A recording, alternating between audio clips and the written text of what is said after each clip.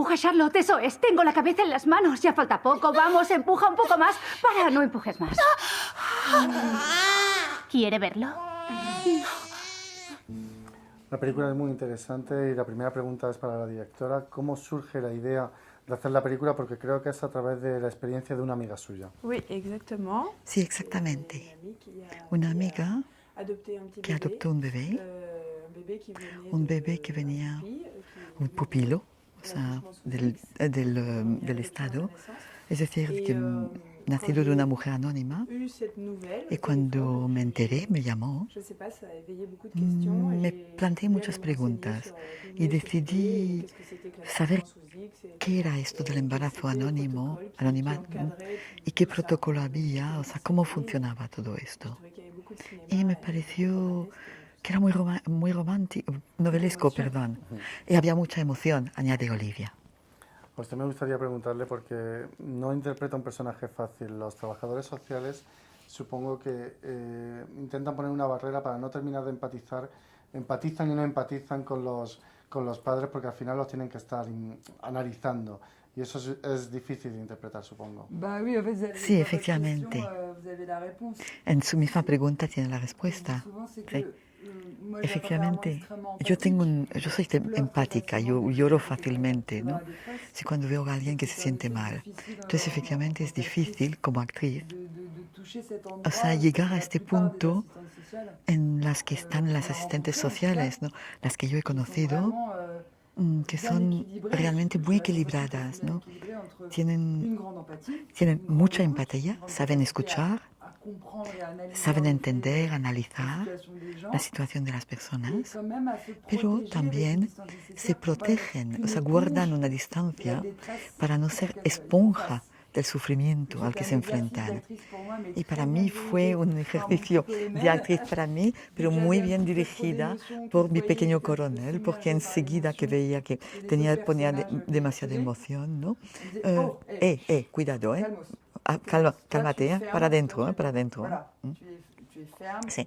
Tú debes ser firme, no rígida y fría, no, pero firme, o sea, muestra firmeza, es decir, contenida.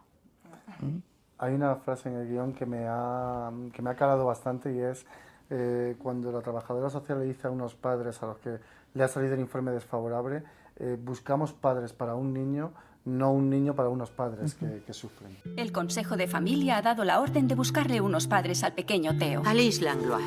Su primera solicitud es de hace 8 años. Esta mujer está preparada. Es un buen momento para ella. Sí, es algo que entendí mientras me documentaba. Y también entendí que entendía mal la situación antes y que la mayoría de la gente la entiende mal también.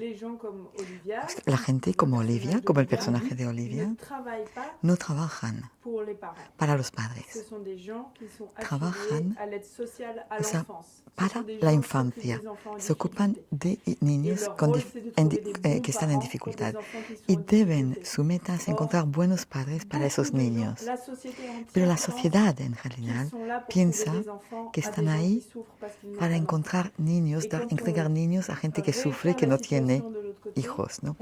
Pero si se ve la situación del otro lado, entonces entiendes el malentendido y entiendes por qué esas asistentes sociales no están muy bien vistas por la sociedad, porque se les llama duras, que actúan como como policía, ¿no? Que juzgan a la gente. Y sin embargo, no estoy diciendo que todas las asistentes sociales sean muy buenas, todas muy fantásticas, no es así. Pero sí es interesante ver cómo se les ve del mal lado. Me ha llamado mucho la atención cómo en la película al bebé, a Theo, se le habla en todo momento y se le explica cuál es su situación pese a que es un bebé. Y luego cuando va a la casa de acogida que la acoge ese padre de acogida, también le sigue explicando todo al bebé. Como ya sabes, tu mamá no puede ocuparse de ti. Pero nos ha encargado que velemos por ti. Y por eso estamos aquí. Por ti. Sí, es algo también que descubrí. Mi madre nos hablaba así, siempre, Mi madre nunca hacía ña, ña, ña, ño, ño, ño, ño, ño, a los niños.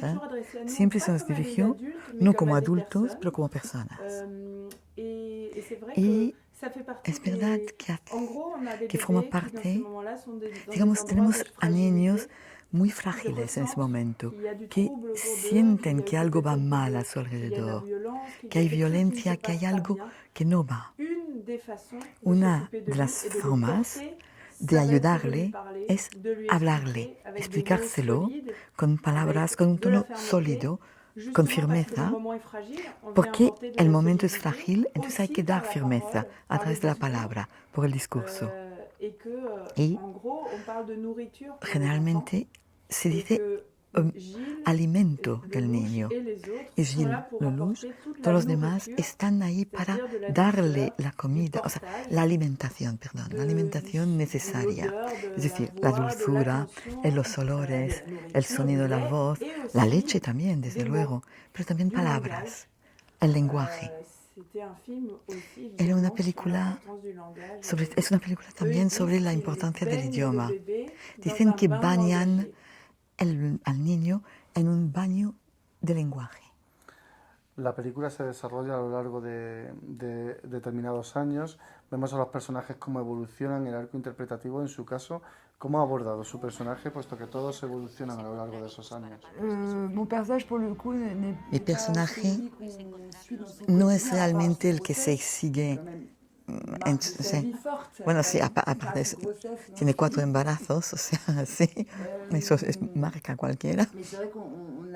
Pero no se la ve como a Sandrine o como a Gilles, ¿no? En su relación de pareja. Es una mujer, parece equilibrada, tiene 4 hijos, puede que tenga 4 maridos también, ya tiene 4 maridos, no se sabe, ¿no? Pero su relación con Alice que evoluciona.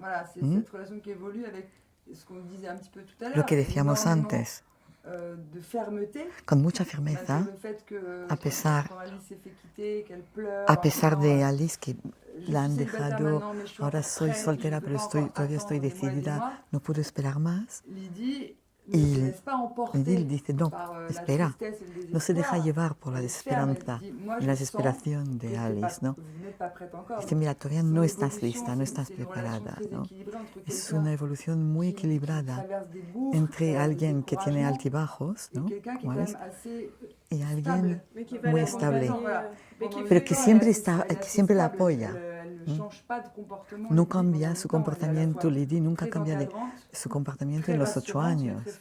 Es muy firme, muy tranquilizadora, pero también que hay una complicidad que va creciendo, dice Jeanne. No cambia de comportamiento, pero Jeanne dice que sí hay una complicidad que, eso sí, existe.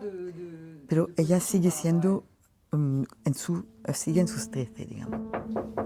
Buenos días, soy la trabajadora social. No me lo quedo. Le llamo porque vamos a tener un bebé huérfano en acogida. Me han propuesto una acogida, pero les he dicho que no. ¿De qué edad? Un día. Madre mía. Todos estamos conmocionados por lo que acaba de pasar en París, en Notre Dame, y nos gustaría saber, ustedes que son francesas, ¿qué es para una francesa Notre Dame? Alors, on va faire le chant. La réponse. Para mí es muy extraño, pero Notre Dame para mí es Victor Hugo, claro. Muy fuerte, ¿eh? Bueno, yo estoy un poco harta del catolicismo, de la religión, de la iconografía católica. Las iglesias me producen angustia, ¿no? O sea, es algo que rechazo desde la adolescencia. No me siento bien en las iglesias. Y para mí Notre Dame es parte de todo esto. Ahora, claro, históricamente está la cultura también, es la cultura de mi país, ¿no? Es un emblema muy fuerte. Pero para mí es Victor Hugo. Eso sería lo positivo de Notre Dame. Sí, también para mí es Victor Hugo, la literatura, y también es un monumento que está en el centro de París. París es mi ciudad. La he cruzado andando de noche, en bicicleta de día, Entonces es un lugar que conocemos muy bien y además me parece una obra maestra de la arquitectura. Y como cualquier otro edificio maravilloso, aunque el motor fuera para Dios o para la gloria de Dios, son los hombres que lo han hecho. Y es el reflejo del genio humano. Es la delicadeza, la ambición, la gracia, el genio humano. Por lo tanto, en nuestra ciudad. A mí, la verdad, me ha conmovido. O sea, me ha hecho... Pero si llega a quemarse el Museo de Orsay, ahora mismo no podría hablar. Yo llegaría llorando desde ayer. No es la misma relación. No te preocupes, todo irá bien. Eres un buen chico.